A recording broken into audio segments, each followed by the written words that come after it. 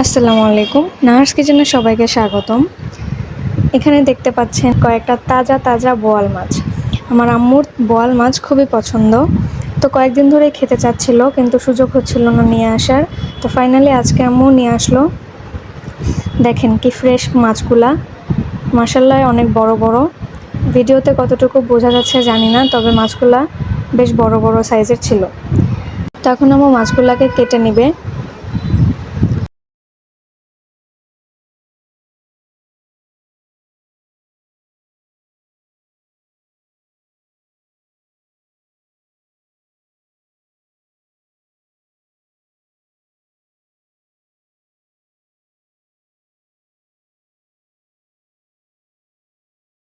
মাছগুলা কাটার পর ভালোভাবে ধুয়ে নিবে।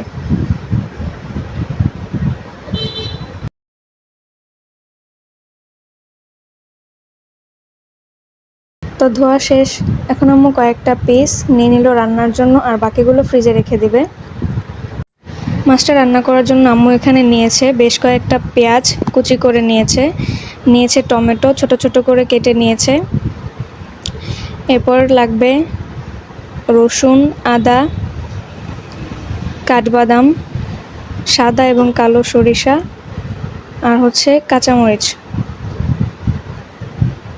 তারপর আম্মু এখানে আদা এবং রসুনগুলা বেটে নেবে। আদা রসুন প্রথমে একটু থেতো করে নিল, তারপর ভালো করে বেটে নেবে। আদা রসুন বাটা হয়ে গেলে আম্মু বেটে নেবে সরিষাগুলা।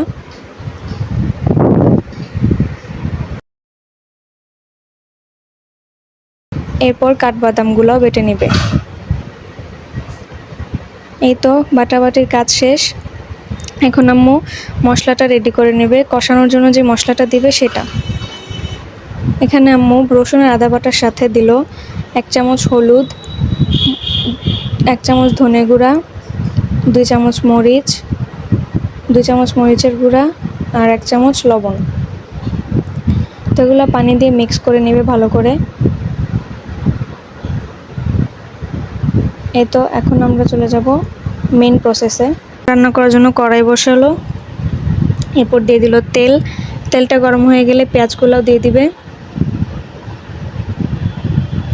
এরপর পেঁয়াজটা হালকা ভাজা হয়ে গেলে দিয়ে দিবে কালো জিরা, অল্প কয়েকটা কালো জিরা দিবে।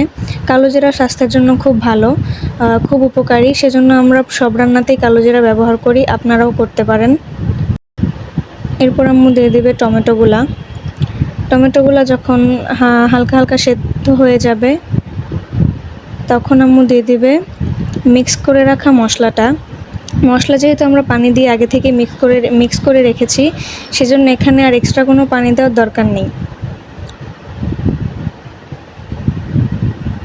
তো একটু কষানোর পর যখন বাটা মশলার কাঁচা গন্ধটা চলে যাবে এবং টমেটোগুলো গলে যাবে, তখন আম্মু দিয়ে দিবে মাছগুলা। তো মাছগুলা দিয়ে একটু নাড়াচাড়া করে পানিটা দিয়ে দিতে হবে। তো আম্মু এখানে যখনই পানিটা দিতে গেল তখনই হয়ে গেল একটা অপ্রস্তুতকর ঘটনা, সেটা হলো কারেন্টটা চলে গেল। তো কারেন্ট চলে যাওয়ার কারণে পানিটা যে দিল সেটা দেখাতে পারলাম না। এরপর আমি নিয়ে আসলাম একটা লাইট, এবং সেই লাইটের আলোতে আপনারা একটু একটু দেখতে পাচ্ছেন এখানে ঝোলটা দেওয়া হয়ে গেছে, মানে ঝোলের পানিটা। তারপর আম্মু এখানে ছিঁড়ে রাখা কাঁচামরিচগুলো দিয়ে দিবে এবং ঢেকে দিবে। এই ফাঁকে আম্মু আমাকে বলল বেটে রাখা বাদামটা পানি দিয়ে মিশিয়ে আনতে। তো আমি চলে গেলাম, বাদামটাতে একটু পানি দিয়ে ভালোভাবে মিশিয়ে নিলাম।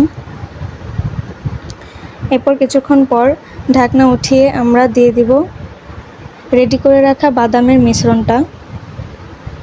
এটা দিয়ে একটু নেড়েচেড়ে আবারও ঢেকে দিব। তো 5 থেকে 6-7 মিনিট পর ঢাকনাটা উঠিয়ে একটু নেড়ে নামিয়ে নিব। প্রসেস খুবই ইজি এবং তাড়াতাড়ি হয়ে যায়। আপনারাও এভাবে সুন্দর করে রান্না করে খাবেন, এটা খুবই সুস্বাদু। এবং এই পুরো রান্নাটা শেষ হয়ে গেছে, তারপরও এখনও কারেন্টটা আসেনি। ভিডিওটা ভালো লেগে থাকলে লাইক করবেন, সাবস্ক্রাইব করে বেল আইকনটা প্রেস করে রাখবেন যেন আমাদের ভিডিও সবার আগে আপনার কাছে পৌঁছায়, এবং কমেন্ট করে জানান কেমন লাগলো আপনাদের। ধন্যবাদ।